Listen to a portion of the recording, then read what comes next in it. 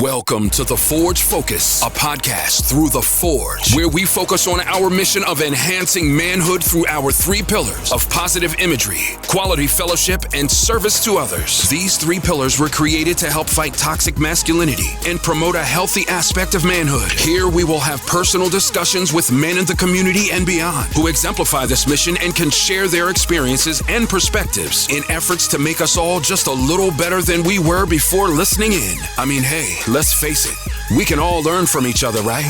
And now, your host, Ebony McNeil. Prepare to be forged. Hey, everybody. This is Ebony coming to you from the Forge Focus podcast. What we do, we take our brief conversations that we have at our Forge forums and we translate them here, and we have individual conversation with men in the community who can help us out. So, without further ado, I'm going to introduce my guest.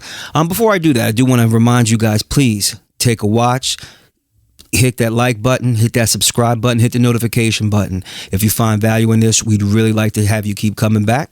So we're going to go forward right now with my guest. Now, this man is a huge podcaster.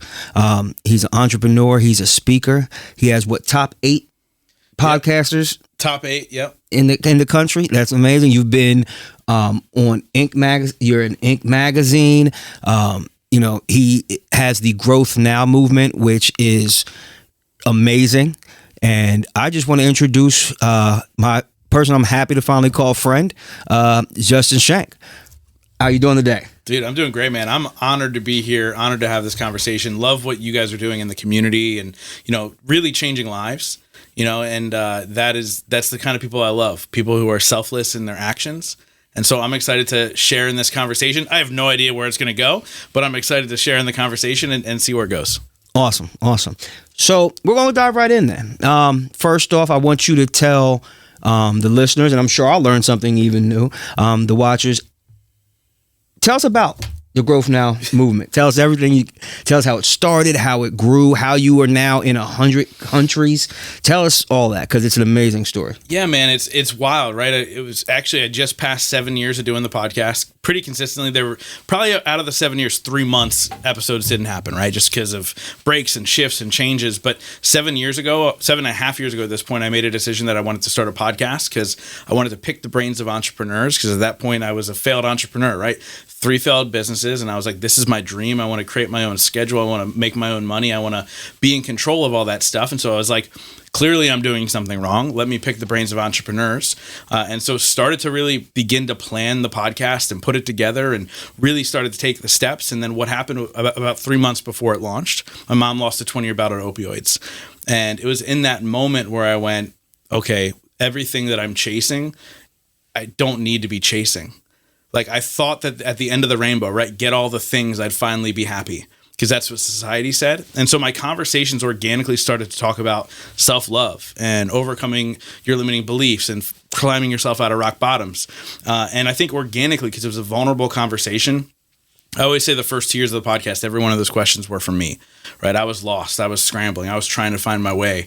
And it was really my own life lesson and my own roadmap. And what happened were people came along for the ride and they started tuning in and started listening, and the show started to grow organically. And about 1.5 years in was when Inc. magazine listed me as a top 8 podcast, which is wild. It's really funny. People thought that, like, oh, you've made it, Inc. magazine. And then all of a sudden BuzzFeed featured me, an entrepreneur, and all these other places. And my face started popping up all over the internet. I started getting clients. My business started to grow. And I finally started to get the things that society said was the answer. And I woke up one morning and I went, that's not the answer. Because I had this realization that my mom didn't die because she was an addict. My mom died because she didn't love herself.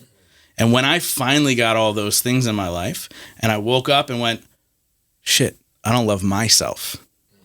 And thus began the work. That's really when my journey began. Hold on.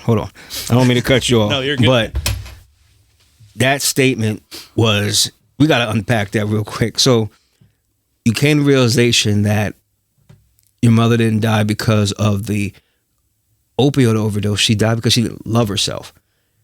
That was powerful, because a lot of people don't realize how lack of loving yourself, how much it really does hurt you.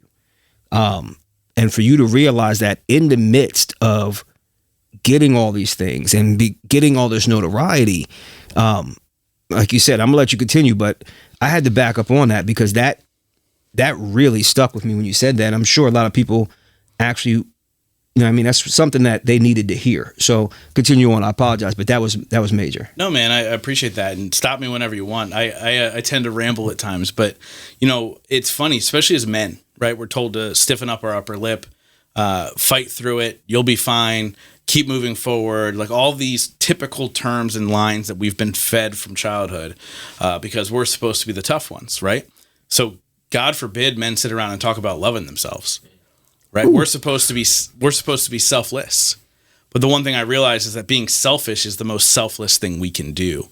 And so as I started to unpack all these things and really started to figure out, well, why don't I love myself? Why do I wake up and go, oh, you're not enough? Or, oh, you're not deserving, right? I was getting these accolades and still going, I'm not deserving. It's not like I was the one putting my name on these things. I wasn't the one listening to my own podcast, right? And it was just this wild ride. And I realized that it was the limiting beliefs that were instilled in me throughout my life, that no matter what type of external wins, success, whatever I had in my life, at the end of the day, I had to overcome those limiting beliefs that are instilled in me. And that was the real journey. Woo! Man. All right. We've been on here 5 minutes and you hit me with a lot of stuff, We're man. We're going in. Yeah, but you know what? That's why I knew today's episode was going to be special. That self-limiting beliefs, it does affect us as men. I know that for a fact.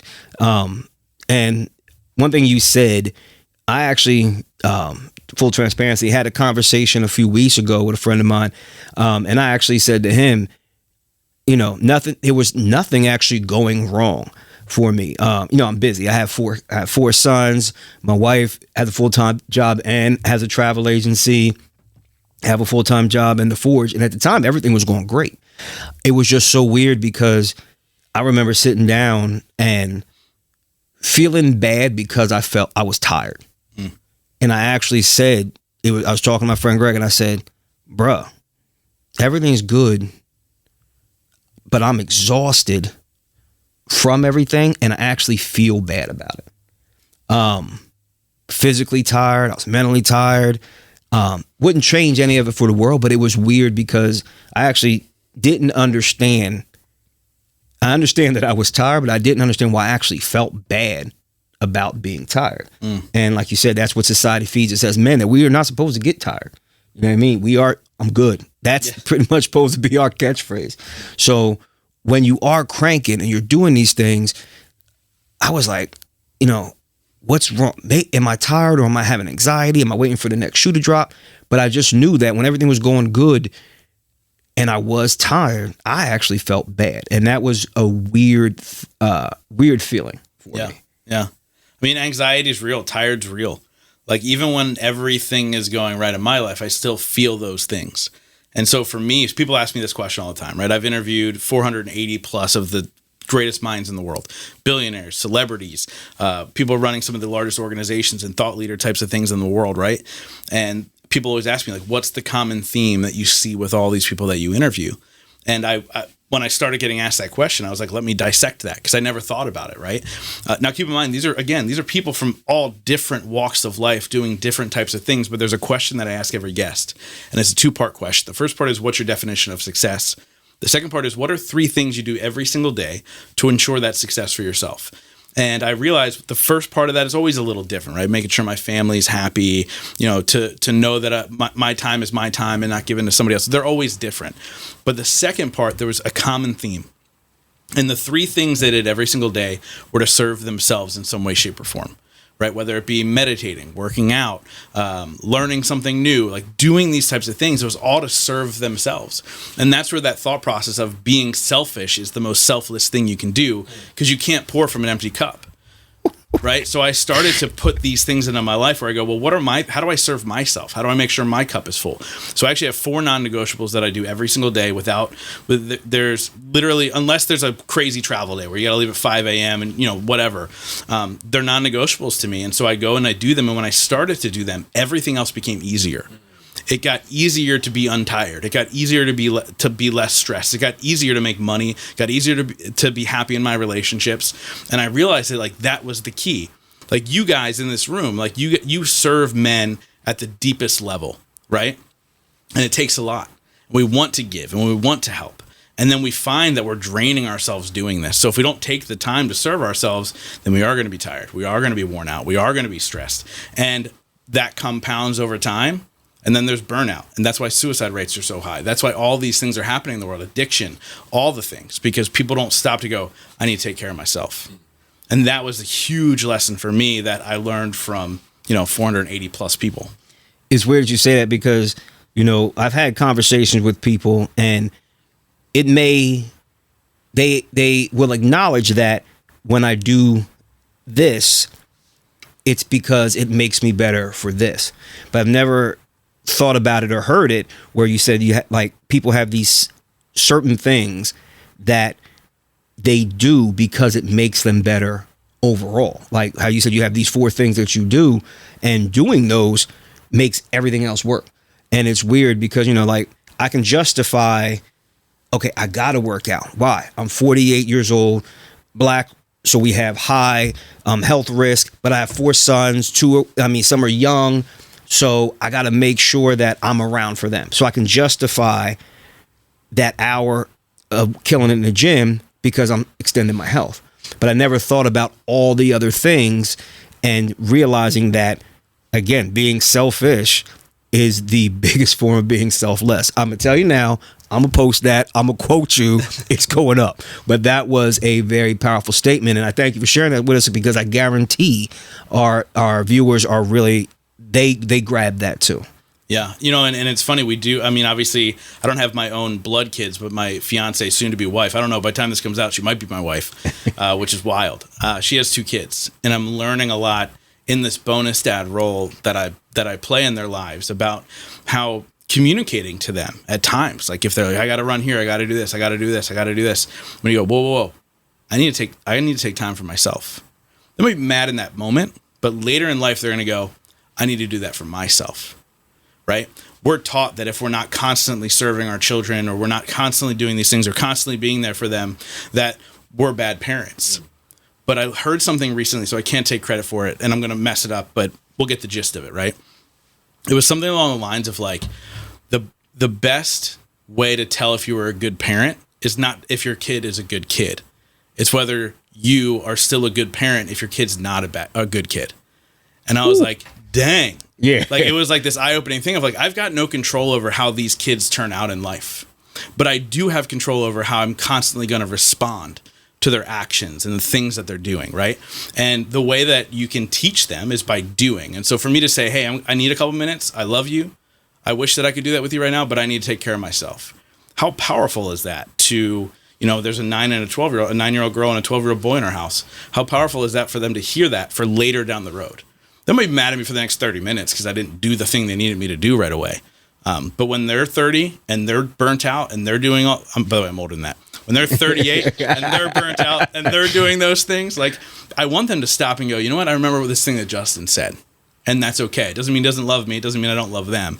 And it's such a powerful thing, like, because again, going back to the theme here, as men, we feel like we constantly have to be on point. We constantly have to show up. And the only way to do that is to be able to go, okay, I'm going to take a step back because I need to take care of myself. And that's why I have the non-negotiables every single day, where it is easier for me to, when that moment hits, I can be like, okay, I'm there 100%. Wow. So let me ask you real quick. Can you break down these non-negotiables and how they translate? Mm-hmm. Could you do that for us? Yeah, so I have 4 non-negotiables, like I said. So the first one is I move my body in some way, shape, or form every single day, whether it's a morning walk or lifting weights for 20, 30 minutes, whatever. I move my body, right? Try and keep myself healthy. Try and keep my joints okay. Like I'm hitting that age now where it's like, dang, I'm getting off the couch. I'm like, this sucks, right? Trying to do those things to make sure I'm around longer. Plus, when you're working out, your endorphins are flowing. You're in a better mood. You've served yourself in some way, shape, or form there. The second thing is I learn something new every single day, whether that's in a conversation with a mentor, reading a book, listening to a podcast, reading an article, whatever. I learn something new every day. And how that translated into my life is I can then teach people who follow me. I can teach people who invest in my masterminds and invest in my coaching, and I can teach my fiance new things of, hey, I learned something new, right? A new way to communicate love to you, right? Let's talk about that. And that was the second thing, learn something new every single day. Third thing is I reach out to somebody I care about every single day and I say, hey, just want to let you know I'm thinking about you. Now, a lot of people hear that and they go, well, that doesn't seem like you're serving yourself. But deep down inside, I love the fact that I can be there for people, even if it's emotionally for 30 seconds in a text. And here's something really cool, and I encourage everybody to take this and put this into their life. Because I've started to do that, I go very few days without hearing back from somebody in some way, shape, or form. Meaning, like, randomly I'll get text, hey, man, just thinking about you. And I know it's because at some point I said that to them, right? So obviously I'm filling my cup in that way. My relationships get stronger. We're there for each other longer, all that good stuff. What have I talked about? Move my body, learn something new. Oh, and I have a daily visualization practice where I visualize whether it's, I might have a podcast interview. Let me visualize how I want that to go, or something grander, right? Where do I see myself in 10, 15, 20 years? Visualize myself in my vacation home, like resting with all my loved ones around me. Whatever the case may be, I visualize that every single day.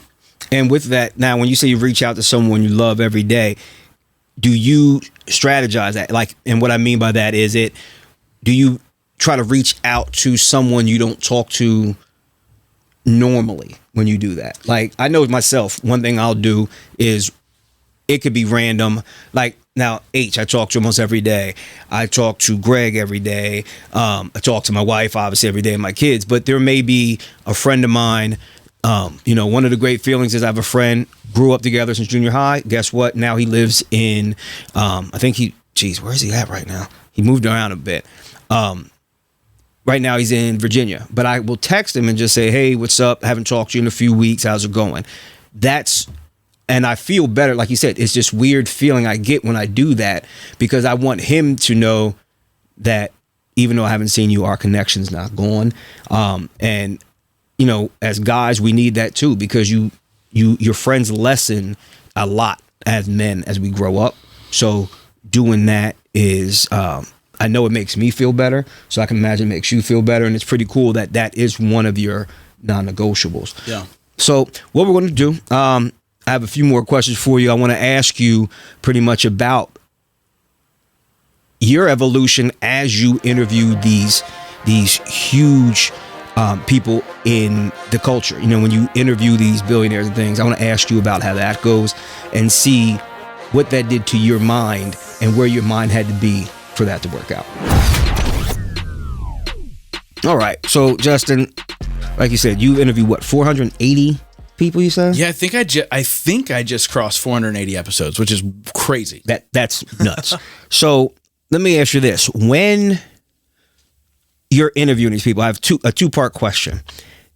How did you feel being in the room with some of these powerhouses, and how did you get to the point where these powerhouses valued what you did? It's a weird thing. I mean, the growth on your end to become a powerhouse in your own right is major. But then also when you're sitting in these rooms with these icons and you're talking to these people, did you ever feel, wow, should I be talking to these people? Like, you know what I mean? Like, yeah. I know I would have that. If you put somebody in, like, even when I'm talking to you, I'm sitting there going, okay, he's a whole different level than what I'm expecting. So how did you feel when you're interviewing the Ed Milettes and these other millionaires and these people who have conquered life, per se?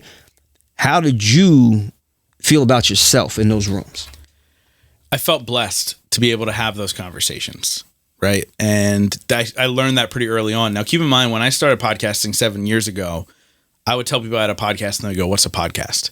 And so I got big names fairly early on because I was just playing off the fact like, hey, you can come in and promote yourself on my show for, 30 minutes, 45 minutes, etc. And then I realized that like, this is a big deal. I think it was almost stupidity on my part in a sense to be like, oh, I could just ask these people and have them on the show and they would say yes. But what I really realize now, and there's always a nervousness before a big name. And to be honest, there's even a nervousness before somebody who hasn't created a massive following, or even somebody I haven't known for that long, or known of for that long, I should say. There's still always a nervousness. And then I kind of check in and I realize like, this is my purpose. these conversations that I have change lives, to the point when I was about 40 episodes in, the show wasn't growing. We had like 50 downloads an episode. I was like, what are we doing? Like, why am I doing this every single week? Somebody from Japan reached out to me and said, because of your show, I decided not to take my life. Ooh. And I realized in that moment that I'm going to show up no matter what. And then I realized the deeper conversations I can have with people who have a larger following, meaning more, it resonates with more people because obviously more people are following them, and I can go deeper with these people. I'm just living in my purpose. And how selfish of me not to show up, right? The idea that, oh, I'm nervous, so I shouldn't do it is ridiculous. I had a guy on my show years ago. His name was Preston Smiles.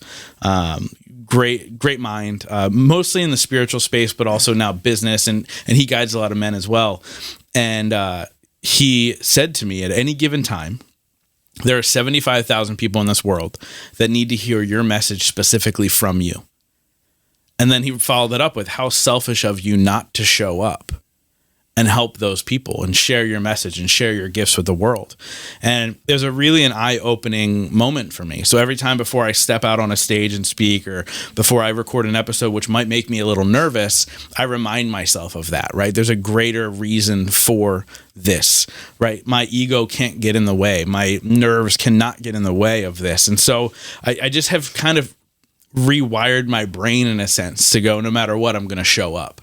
And so that's helped me greatly. And obviously, look, I shared with you, like, I had that limiting belief of I'm not enough or I'm not worthy, right? This was a reoccurring theme from childhood growing up and the conditioning that happened. But I look at that and I go, I have to constantly be aware of that limiting belief. I have to constantly know that I have to do the work to get myself out of there so I can show up for what my purpose is in this life. And maybe my purpose is just having great conversations, but I've gotten pretty damn good at public speaking. So the purpose continues to grow and sharing my message and continue to make an impact wherever I can. And again, how selfish of me not to show up.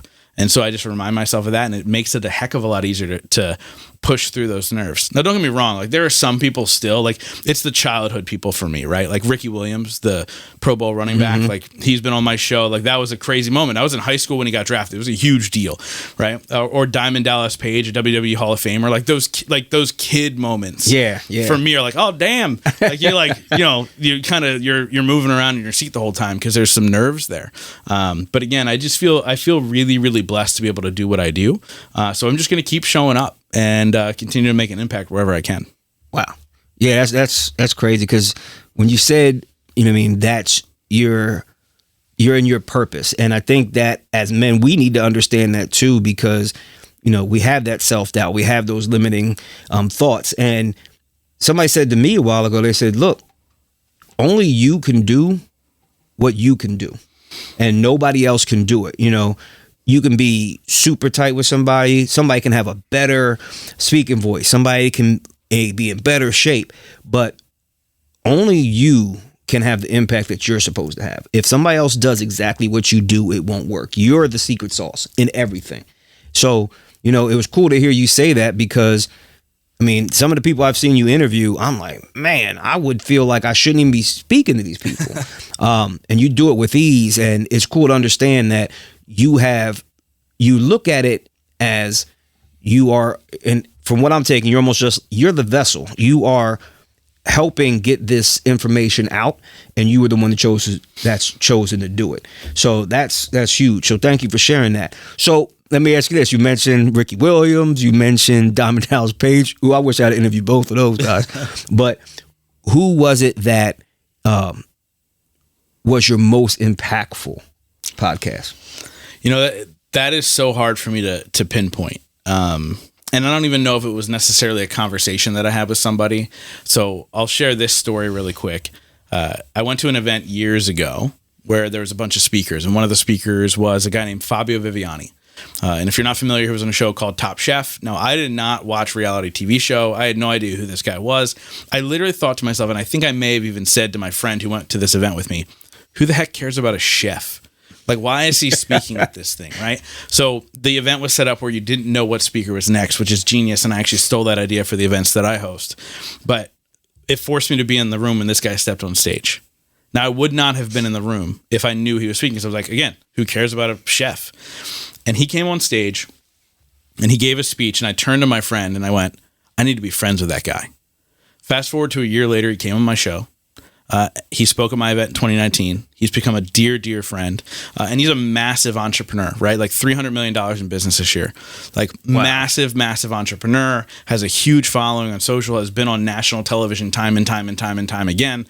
But he's become a dear, dear friend. And I think that that's such an impactful thing to me, to realize that if you're living in your purpose, if you are doing the things you're supposed to do, and you have no, like, I don't expect anything from him, right? I approach every relationship by giving. And I realize if you do those three things, you can have anything you want in your life. Wow. You can have the friends you want. You can have the relationship you want. I think about, my fiance now, like, never thought I'd have that in my life, right? And so all these things, and it was all because I showed up, I lived in my purpose, and I was selfless in what I was doing while pursuing my purpose. And I think people feel that. I think people really feel that, right? Like, if I know, look, I get pitched for people to be on my show 30 to 40 times a day. People are constantly in my inbox. Hey, can I pick your brain? Can I do this? Can I do that? And I get it. But if they just approach me with, how can I support you? Hey, I've got this. I think this will help you. The amount of energy that we would exchange in that moment would be so different than from them coming at me going, can I have something? Right. And so the point of me saying all of this is, like, the impactful moments were far beyond that one conversation.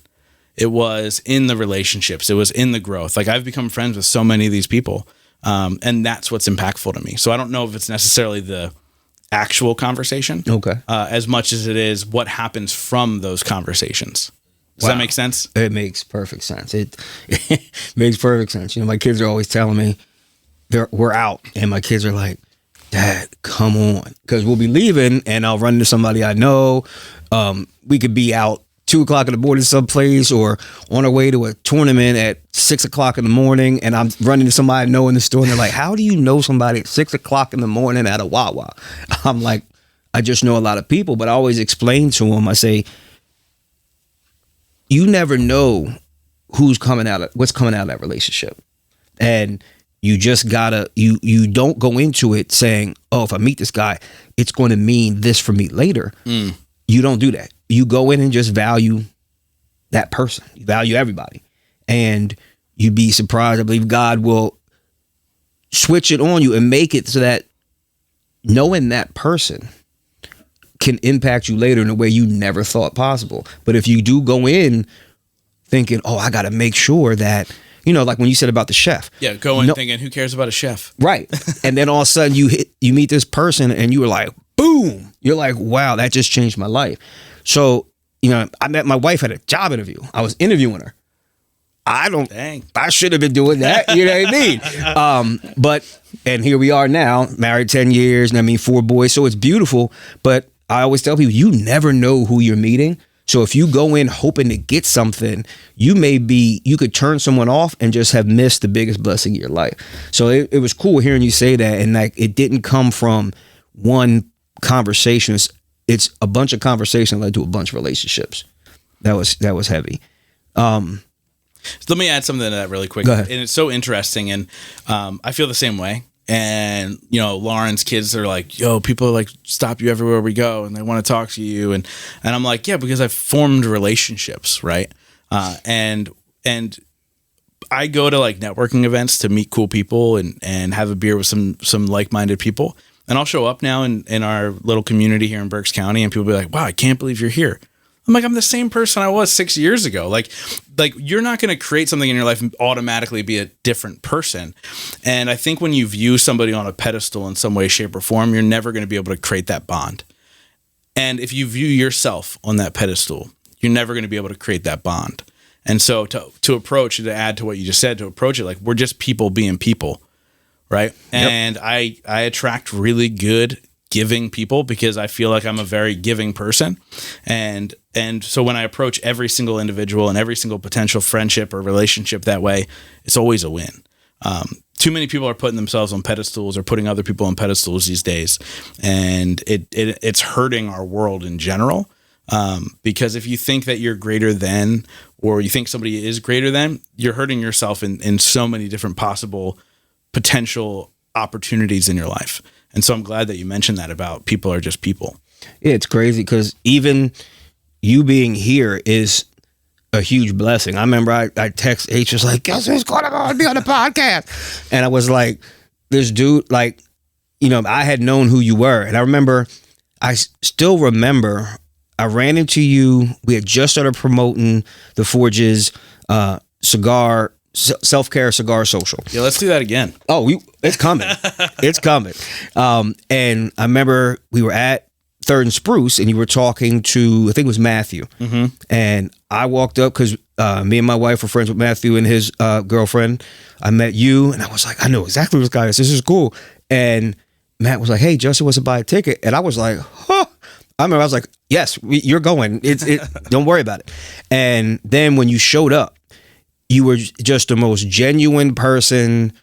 Nobody there would have known how big you are and like that. And I remember sitting there talking with you and Andre, and I was like, neither one of you, I mean, Andre travels the world speaking, you travel the world speaking. And I'm sitting there and I'm like, these guys are real people. And it was a real eye-opening experience because neither one of you made me feel like I should be honored to know you or anything like that. And then when I asked you to be on the podcast, I was like, fingers crossed, let's see how it goes. And you were like, sure, let's do it. And it reinforced it. And I was like, wow, he could have easily said no. He could have easily said, you got to pay me this. Easily said, unfortunately, I don't do that. I mean, not in those words. I'm sure you wouldn't have said those words because you would have easily said, you know what I mean? Our podcast isn't big enough. But the fact that you're here, it just made it reinforces everything you're saying. It's just being genuine. You don't need to get anything from this. So I appreciate that about you. Thank you. Yeah, man. Thank you. Like, honestly, I'm here because you're a genuine person. Like, that's the reality, right? Like I get asked to be on a lot of podcasts and I just kind of see what are they putting out in the world. And if it's good, I'm in. And if it's not, I'm not. Gotcha. Right. And, it was great, man. And I felt honored to be able to come here and have this conversation. Cause I do believe in that thought of like one conversation can change a life. So if two good men can sit down and have a conversation, maybe it can change a life. Right. And so of course I'm here, man. And again, I'm honored to be here. All right, thank you. Appreciate it. And what you said is actually, very important. Like if you're having a conversation with the right people, even the people who aren't in the conversation are going to get something from that. I've been in rooms where I heard two people talking and they weren't even talking to me, but I heard something and I took that with me and it changed something for me. So it's it is important. And that's why podcasts like this and especially podcasts like yours are important because we're not just here for the entertainment. We're usually passing along wisdom and some fellowship that these people aren't going to get in general. So when they dive into our content, hopefully they leave with something important. So again, thanks for being here. So what we're going to talk about next, I want to focus on your relationship. Like you said, I know you're about to hit a big milestone in that relationship. Big one, man. So our next topic, that's what we're going to talk about. So I want to ask you some questions about that and how that's enhanced you as a man going forward and helped you in your career. I'm sure it did because having a strong woman can do that. Yeah. So we'll talk about that next. All right. So Justin, like I said, I want to really talk to you about something else. We talked about your speakers. We talked about how the podcast grew to be what it is, how the Growth Now movement is so big.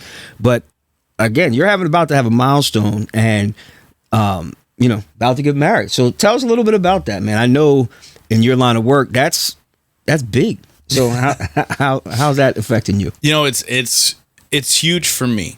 Relationships were always my biggest struggle. Love relationships were always my biggest struggle. Friendships, I've always been really solid. Like I look at my 4 groomsmen in my wedding, and the shortest friendship out of the 4 groomsmen, 17 years. Wow. And it's crazy, right? Like, so friendships have always served me really, really well. I've been good at that. It was the love relationships that I would fail regularly. To the point, even I hired a relationship coach and went to a therapist about it, and I realized that I was self-sabotaging relationships because I had abandonment issues. You see, I mentioned my mom had an addiction issue for 20 years. My dad spent time in jail.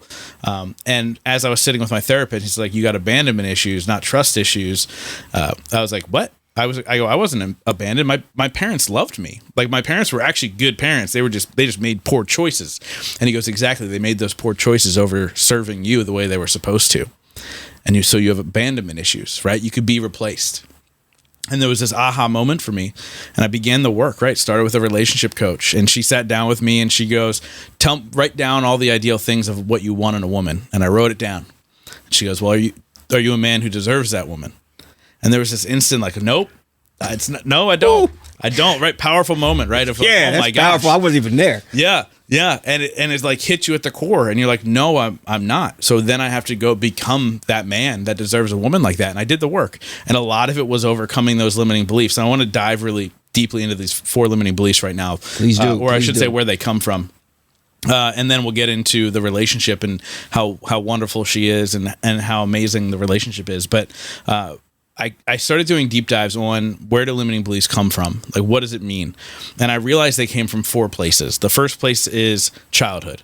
And it could be as simple as you're walking through the mall with your mom and she runs into a friend from college and they're all excited and you hide behind your mom's leg because you're, oh my gosh, they're loud. What's going on? And your mom goes, oh, that's just Justin. He's just shy. That's a limiting belief implanted into your brain that you can carry with you for the rest of your life. Hold on. Wait, you can go back through that. Bro, I got to get ready for this. Yeah. H, this is going to hit me. This is rough. Go ahead. Yeah. Go ahead. So it's a simple phrase like that could be a limiting belief that you carry forever. And you think about all the things you heard in childhood that you could be carrying with you, right? And some things implant, some things don't, but it could be as simple as that. Second thing is self, right? You go out, you finally get the courage to go ask a girl out. Hey, you want to go out? And she goes, no, I'm dating Timmy. And you go look in the mirror and you go, man, you're ugly. What? That's not what she said. That's what you said. And you begin to form narratives that aren't true in your head. And then you own them as these beliefs, but they're just limiting beliefs that you've created yourself. Third place is society. Society said I grew up poor with a parent who was an addict and a parent who was in jail. I should either be an addict or in jail. That's what society told me. Society says you're gay, you can't do that. Society says you're black, you can't be that. Society says you're a female, you can't be the best. All these things, right? And we have to decide whether we accept that or not. But those are limiting beliefs. And then the fourth one's a little deep, but there are big T traumas. Gabby Bernstein, who's been on my show twice, talks about big T traumas.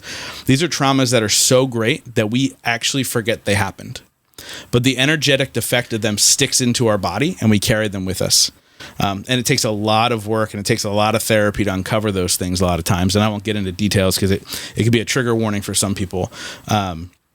But if you feel like you have this, you should go see a therapist.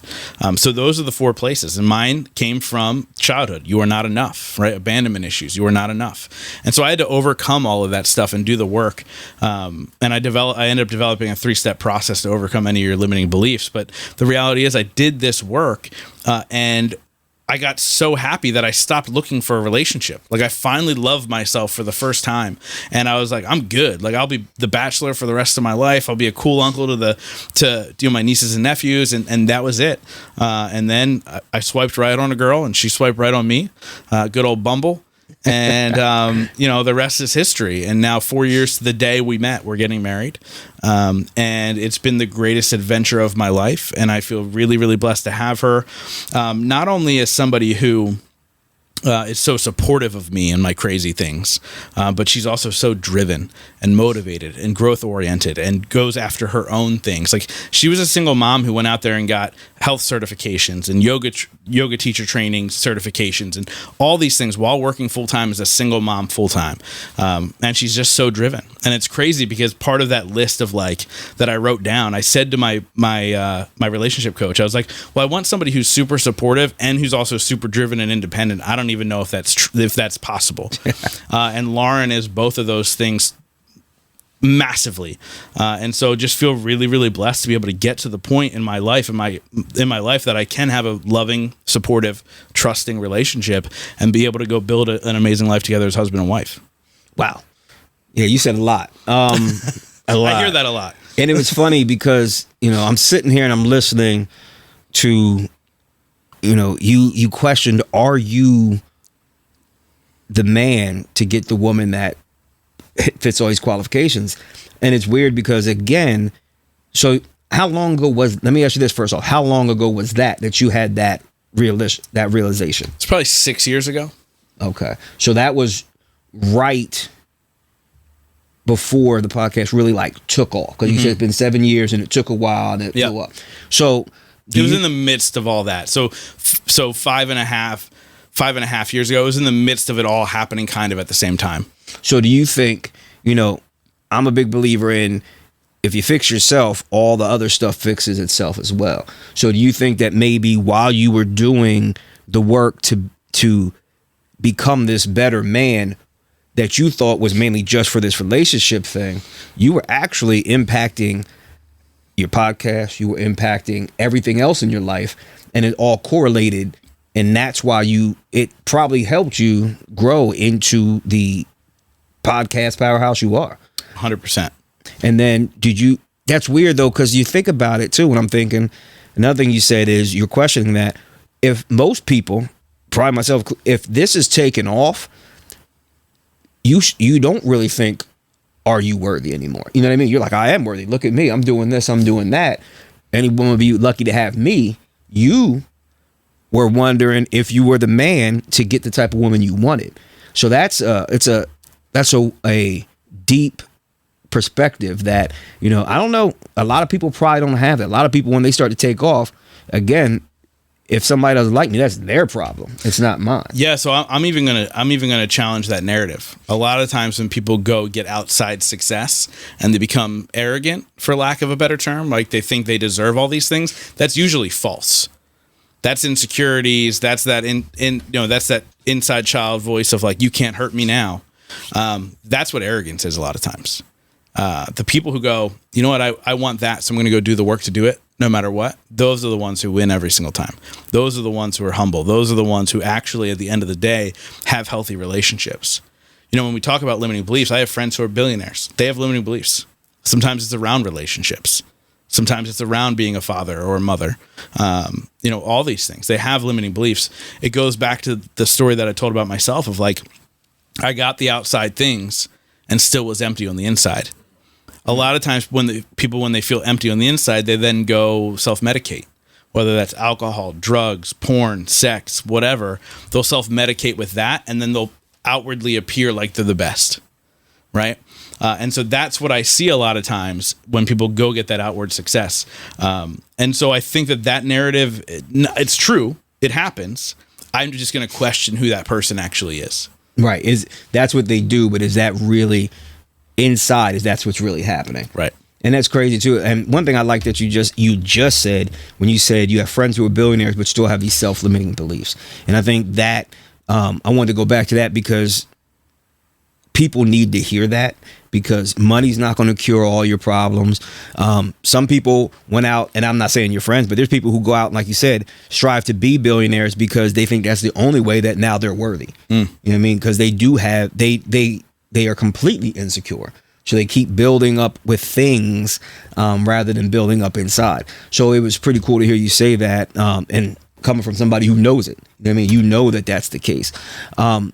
So with you, when you talk about your relationship, oh yeah, we didn't even get back to that. Yeah. Go ahead, go back to that first. Let's go to that. No. I mean, she's amazing, man. And again, like it's not something that I ever thought that I would have in my life. And I got to the point where I was so happy alone and finally loved myself. And honestly, that's the key to a healthy relationship. When you're in a relationship where there's codependency, like I need you to love myself, right? Like I've said to her multiple times, not randomly, in context and in conversation, I've said, if you ever left me, I'd be really sad, but I'd be fine. And I could never say that before. And so I really believe the key to a healthy relationship is to work on yourself. Do the work yourself, and then that in turn, you'll end up doing the work in the relationship. I like that. So you think she helped you? Again, this is a newer relationship, but like, do you think she has helped you become a better man? For sure, in a lot of ways. I believe that the love that she gives me makes me want to strive to be a better support system for others. I never in my life thought about anybody else in that way, right? Like it was always just it was me, right? And so a better man and a protector, from a protector standpoint, I think I was always a decent man, right? I never meant to be harmful. I'm sure in my young 20s, I did some stupid shit like most of us. Yes. But it was never intentioned to be that way. But she makes me want to be a protector. She makes me want to provide things that I never had to think about. And what I mean by never had to think about, I was never in a healthy relationship enough to care enough. Right. So she has made me care deeper about others. So yeah, man, to answer your question the longest way possible. Yeah, she's definitely made me a better man just by being such an incredible woman who shows up and who's supportive. Nice. Even with, so one of the last things I wanted to make sure we talk about is we talked about your relationship with your future wife, but like even the circle you surround yourself with, I'm sure, like you said, you have your very few close friends, but do you find that you're shedding, I don't want to say shedding because that sounds more negative, but your circle changes as you grow? Now, not the immediate, but, as you find yourself in different rooms now, like you said, you get text messages from Ed Milet, like, sorry, I keep going back to him, but he's a legend. Yo, he's a legend. I listened to, there was literally the one summer I mowed my grass, and all I listened to the entire summer, every time I mowed the grass, was Ed Milet. So you speaking to him is major. But like meeting these people and their perspectives and their impact, do you find yourself now that it's almost hard to not be in that group anymore? Like, as you grow, obviously, again, you have your close friends, but those new people that you're meeting, they're on a level that I'm sure it's hard now to go to drop backwards and talk in, to be around people who aren't on that level. Is that something you found? Yes and no. So I actually love this conversation because people ask me all the time, how do I get rid of my friends who are losers, right? And for lack of a better term, that's the way they say it. Yeah. And I go, honestly, if your friends are losers, they'll get rid of themselves. Like it's never really a conversation where you have to be like, okay, we can't be friends anymore. No longer is this a thing. It tends to over time just evolve away from that. And so what I always do is I don't necessarily change my circles evolve. And what I mean by that is I choose where my time goes. I like to throw it back with my friends. I like to have a good time. My bachelor party was a blast. Now, can I do that every weekend? Absolutely not. Can I do that once a month? Absolutely not. Now, is it something I enjoy once in a blue moon? For sure. Let's have a good time. But I found that my time and my circle has evolved. And so I get real intentional about the people that I allow to know certain things. Okay. Things that I'm working on, things that I'm evolving into, all these things. So I purposely choose 5 people in my life. They play different roles, and I'll share them with you here in a second. But I've purposely chosen these 5 people. Like we all know the quote, you're the sum of the 5 people you spend the most time with, right? Yes. It's a very, very powerful quote. It's one of the most popular quotes because it's true, right? Like it's a true statement. I thought when I first heard it when I was 19, I thought to myself, okay, I need to get rid of all my friends. I need to go find 5 millionaires, and I need to make those 5 people my friends. And very, very quickly I went, 5 millionaires do not want to be my 19-year-old friend, right? Like it doesn't make sense. And so I actually hated the quote for a really, really long time. And so I went out there and I ended up creating success, and I found happiness. And by the way, when I say success, I mean happiness. Like success is not a financial thing to me. I could care less, like that type of stuff, right? Money's cool and it's important, but that's not what success is to me. But I had all these things in my life and everything was going smoothly. And so I looked back at that quote and I went, who are these 5 people? And I realized they evolved over time, but they all played certain roles. So there's 5 different people. The first one is your cheerleader. So this is the person that when you get off the phone with them, they make you feel like you can run through a brick wall, right? That person where you feel like you have $1 million idea, you call them, you tell them about it, and immediately they go, that's not $1 million idea. That's $1 billion idea. And you're the person that should run it, right? Like that person, that's your cheerleader. The second person's your bruiser. This is a person who pushes back, who asks questions, who says, are you sure that's the right way to do it? And sometimes we'll straight up go, no, that's dumb. You need to think about it differently, right? Now, I want to be clear. This is not an abuser. It's a bruiser. They're coming from a place of love fully. and they're there to help you. The third person is your softie. This is my fiance to me, that shoulder to cry on, right? When things aren't going right, that person you can vent to, the person you can cry with. But they're not an enabler, right? They are going to help pick you up. They're going to push you forward, but they'll allow you to sit in your shit for a second. The fourth person is a mentor. So I look at mentor a little bit differently.